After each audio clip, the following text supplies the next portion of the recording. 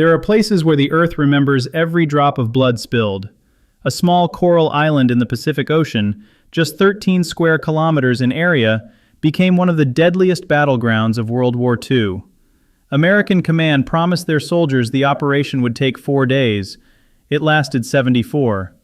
Of 11,000 Japanese garrison troops, fewer than 300 survived. The 1st Marine Division lost 60% of its strength, and perhaps most troubling, this battle may have been entirely unnecessary. This is the story of Peleliu. September 1944 marked a turning point in the Pacific War. American forces were methodically advancing island by island, tightening the noose around the Japanese Empire. After successful operations in the Marshall Islands and New Guinea, General Douglas MacArthur was preparing his grand return to the Philippines. He had made a promise to return, and he intended to keep it. Eugene Sledge, a young Marine in the 1st Division, would later write in his memoir, "When they announced the upcoming landing, officers said it would be a quick operation. We believed them. After everything we'd seen on Guadalcanal, we thought we knew what war was. We knew nothing." Lying on the route to the Philippines was the Palau Archipelago, a chain of islands in the western Pacific. Among them stood out Peleliu, a small piece of coral reef covered with dense jungle and cut through with limestone ridges. At first glance unremarkable, the island had strategic significance. It housed a Japanese airfield. American command feared that Japanese aviation from this airfield could threaten the flanks of advancing forces. The plan seemed straightforward: land on the island, capture the airfield, eliminate the garrison, and secure the position. Intelligence estimated Japanese forces at approximately 10,000 men. Experience from previous operations suggested that with proper preparation and superiority in firepower, such a garrison could be broken in several days. However, Admiral William Halsey, commander of the 3rd Fleet, expressed serious doubts. After aerial reconnaissance, he submitted a report recommending the operation be canceled. In his view, the island could simply be isolated by sea and air, rendering the Japanese garrison strategically irrelevant. The Philippines was within range of American bombers, and the airfield on Peleliu posed no real threat. But the decision had already been made. Troops were preparing for the landing, ships were en route, and logistics were in motion. Stopping this machine seemed impossible. Peleliu was commanded by Colonel Kunio Nakagawa, an experienced officer of the Imperial Japanese Army. By September 1944, he fully understood what confrontation with American forces meant. The Japanese had lost Guadalcanal, Tarawa, and Saipan. On each of these islands, defenders died by the thousands, but the result was always the same: American victory. One of the few surviving Japanese soldiers, Private Yamauchi, later recalled, "The colonel told us we would not return home. This was no secret. Each of us knew our fate. But he also said our deaths must mean something. We had to make the enemy pay for every stone of this island." Nakagawa studied all previous battles. He saw how Japanese forces threw themselves into reckless counterattacks called banzai charges and died under American machine gun and artillery fire. He saw how defenders exhausted their strength trying to stop the enemy on beaches, where American ships simply obliterated them with naval gunfire. Nakagawa decided to change tactics. He ordered forces not to be wasted defending the shore. Let the Americans land. Let them feel victory was close, and then the island would turn their lives into hell. Peleliu was ideal terrain for defense. The central part of the island was dominated by the Umerbrogel mountain complex, a mass of limestone ridges cut through with ravines, caves, and crevices. The Japanese transformed these natural fortifications into a true fortress. They dug hundreds of caves connected by tunnels. They created firing positions from which they could engage any enemy attempting to climb the slopes. Each cave contained stores of ammunition, food, and medical supplies. Many caves had multiple exits, allowing soldiers to disappear after opening fire and reappear elsewhere. Some fortifications were connected to artillery positions, enabling coordinated fire. The Japanese installed guns in deep recesses where they could fire while remaining virtually invulnerable to return fire. Nakagawa forbade senseless attacks. Each soldier was to kill 10 Americans before dying. Each position was to hold to the last man. Retreat was permitted only by order and only to occupy a new defensive line. Preparations took months. By September, the Peleliu garrison numbered approximately 11,000 men, most of them veterans. They were ready to die. But now their deaths would not be in vain. September 15, 1944, began with thunder. At 5 in the morning, American warships opened fire on Peleliu. Battleships, cruisers, and destroyers unleashed thousands of tons of explosives on the small island. Bombers, wave after wave, dropped bombs on suspected Japanese positions. The jungle burned, the earth shook, and the air filled with smoke and dust. American command was confident that after such preparation, nothing living would remain on the island. Admirals reported to generals that enemy defenses were suppressed. Marines preparing for the landing believed they would meet only weak resistance. At 8 in the morning, the first landing craft headed for shore. The 1st Marine Division was considered an elite unit, veterans of Guadalcanal and Cape Gloucester. These men knew what real combat was. But even they weren't prepared for what awaited them. The landing craft approached the beach designated on maps as White Beach. The silence seemed ominous. No fire, no movement. Only smoke from the bombardment obscured the horizon. When the 1st Marines jumped into the water and ran for shore, hell descended upon them. The Japanese opened fire simultaneously from dozens of positions. Machine guns, mortars, artillery, everything spoke at once. Nakagawa had deliberately waited until as many Americans as possible were on the beach before giving the order to fire. The beach became a killing ground. Marines fell by the dozens. Those who reached the shoreline discovered that behind the apparent calm of the beach lay a carefully planned defensive system. Japanese guns fired from positions that made them impossible to locate. American ships attempted to suppress firing points, but as soon as one fell silent, another opened up. The temperature on the island reached 40 degrees Celsius. Soldiers in heavy gear were tormented by heat. Water in canteens heated to near boiling. The coral sand of the beach became so hot it burned hands. By noon, many Marines were suffering not just from wounds, but from heat stroke. Eugene Sledge wrote, "The heat was unbearable. I saw men simply collapse without a single shot. Their bodies gave out. One of my buddies started raving, calling out his children's names. We tried to cool him with water, but there was almost no water. He died before we could get a corpsman." Despite losses, the Americans continued advancing. By the end of the first day, they had secured a beachhead and began pushing inland. The airfield, the primary objective, was taken by evening. Command breathed a sigh of relief. It seemed the worst was over. But at dusk, the Japanese launched counterattacks. Not massive bonsai charges as before, but a series of pinpoint strikes. Small groups of soldiers attacked American positions, sowed chaos, and disappeared into darkness. Americans spent the entire night fighting back, shooting into the darkness, not knowing where the next strike would come from. When dawn broke, command tallied the first day's losses. Over 200 killed, about 1,000 wounded. These were enormous casualties by any measure, but General Rupertus believed the turning point was near. A few more days, and the island would be secured. He was wrong. The real battle was only beginning. While part of American forces dealt with clearing the southern part of the island and securing the airfield, the main forces moved toward the central highlands. On maps, it was designated as the Umerbrogel Mountain Complex. Soldiers soon gave it another name, Bloody Nose Ridge. At first, the ridge didn't look particularly threatening. The hills didn't exceed 300 meters in height. From a distance, they appeared simply as a jumble of rocks covered with sparse vegetation. But when Marines began their ascent, they realized they had walked into a carefully planned trap. Every meter of ascent met fire. Japanese snipers hid in crevices and methodically picked off officers and radio operators. Machine gun nests were so skillfully camouflaged they could only be detected when they opened fire. By then it was too late. Sergeant R.V. Bowker of the 7th Marine Regiment recalled, "We didn't see the enemy. We only saw muzzle flashes from the shadows. The rocks around us were riddled with cave openings, and from each one a shot could ring out. My platoon commander was killed by a sniper at dawn on the second day.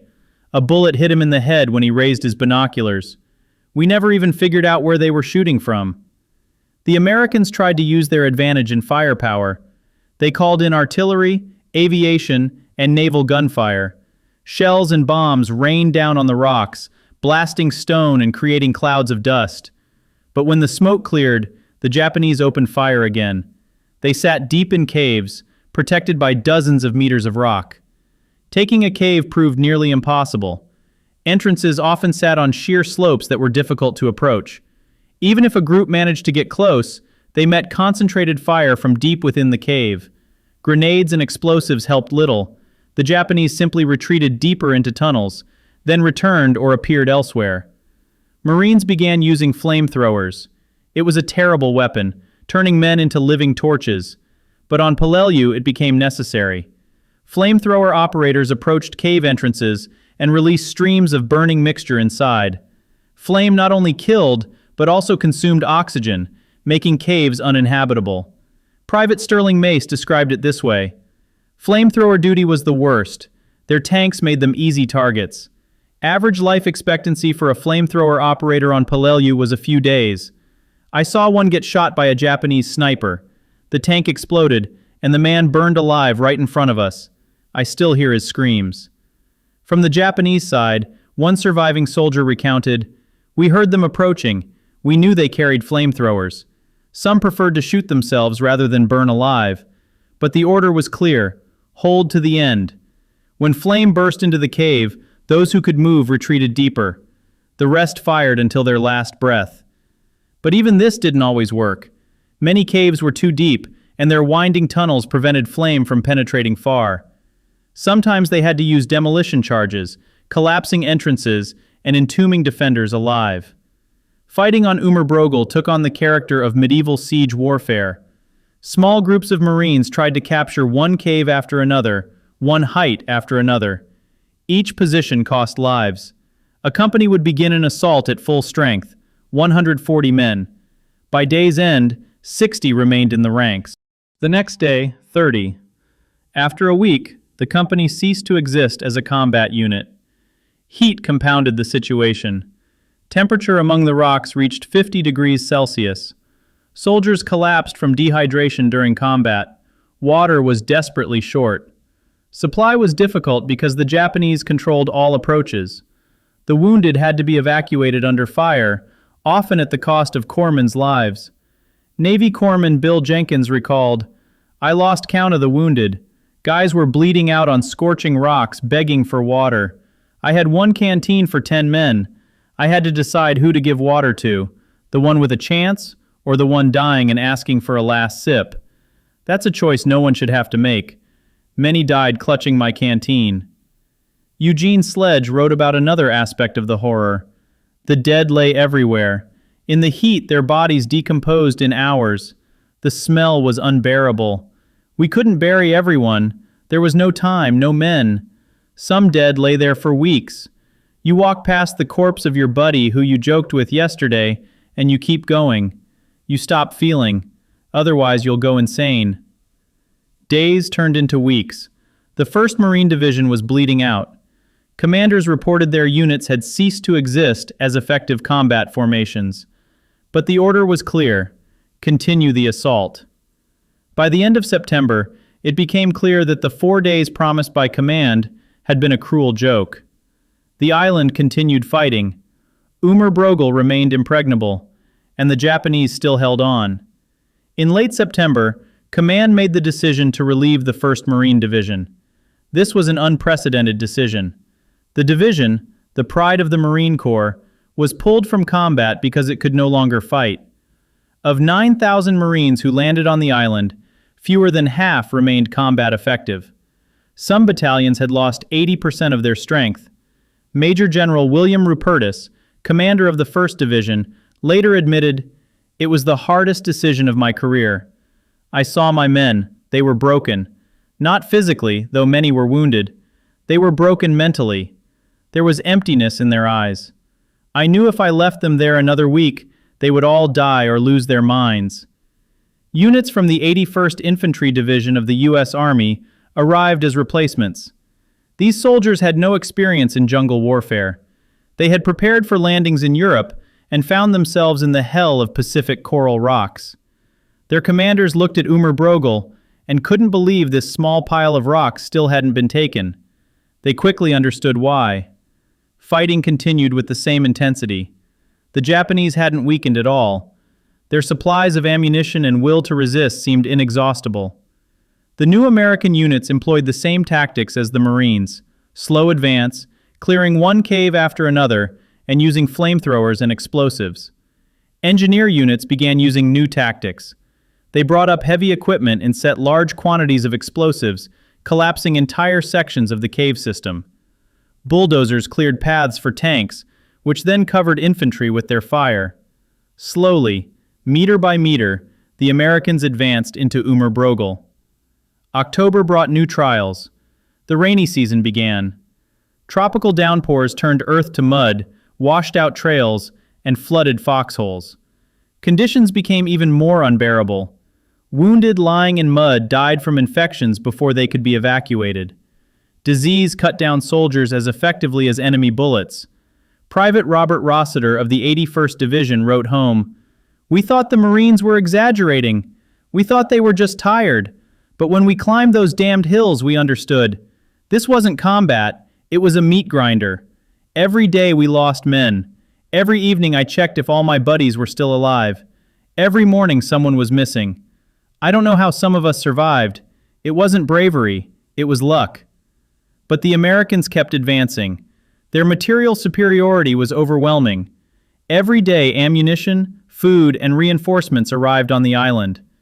The Japanese sat in their caves, losing men, bullets, food, and hope with each passing day. Colonel Nakagawa continued directing the defense from his command post deep in Brogel.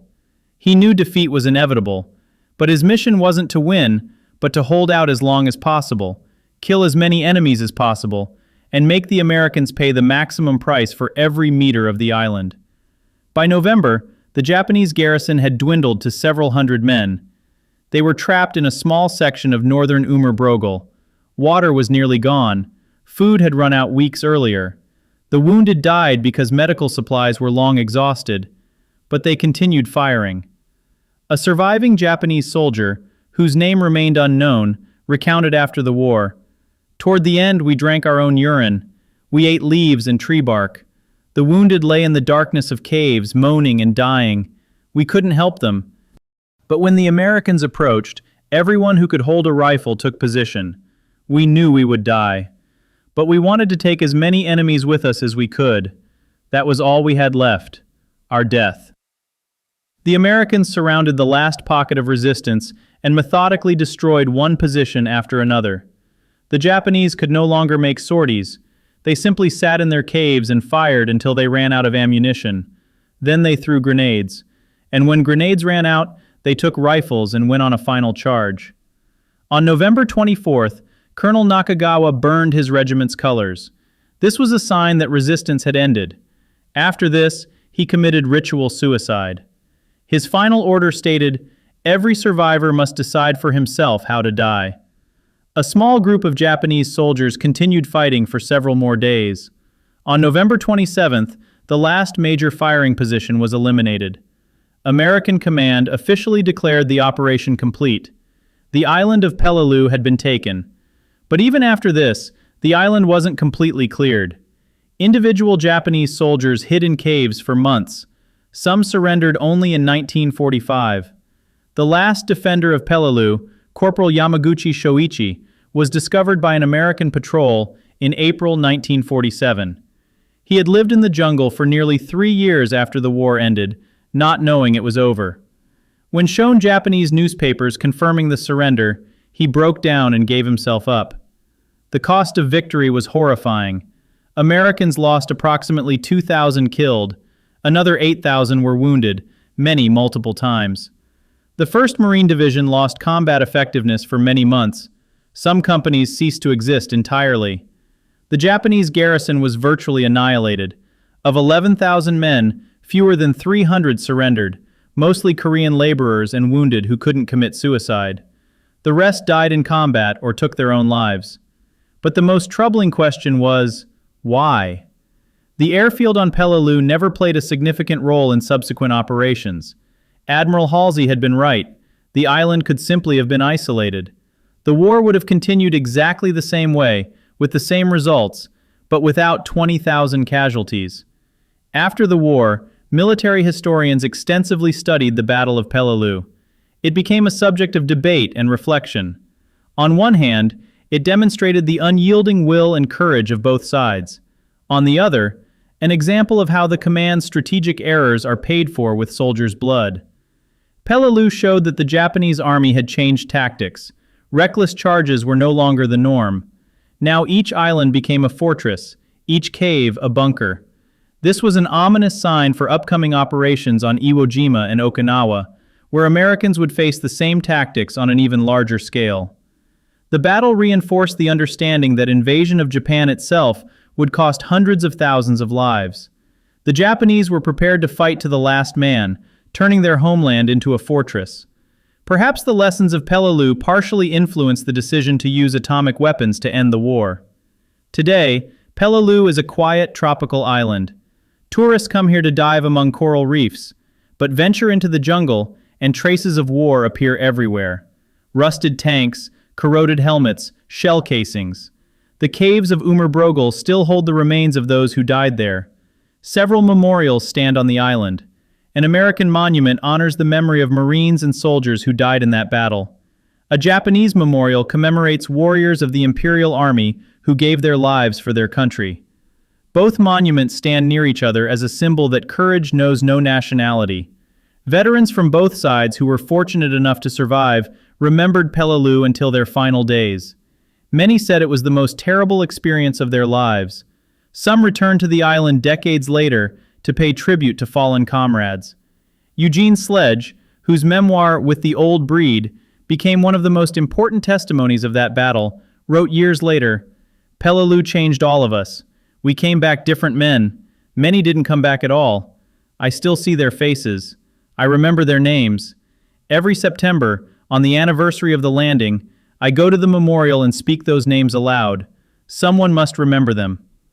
In the 1990s, a group of American and Japanese veterans met on Peleliu. One of the Japanese survivors, whose name wasn't released to the press, said through an interpreter, "We were enemies. We tried to kill each other. But now I understand. We were just soldiers following orders. We all lost friends on this island. We all suffered. War doesn't make heroes. It makes victims." An American veteran present at that meeting embraced his former enemy and wept. Both were old men. Both had survived hell, and both simply wanted it never to happen again. The Battle of Peleliu reminds us that war is not just strategies and maps, but living people who suffer and die. It's a reminder that every command decision has a cost measured in human lives. And it's the eternal question we must ask ourselves. Was victory worth such sacrifice if the same goal could have been achieved another way? The island of Peleliu gained freedom from Japanese occupation, but that freedom was purchased with the blood of 20,000 people, many of whom may have died needlessly. This is the story of Peleliu, a story of courage, suffering, and sacrifice. A story of how a small island in the ocean became a symbol of the cost of war.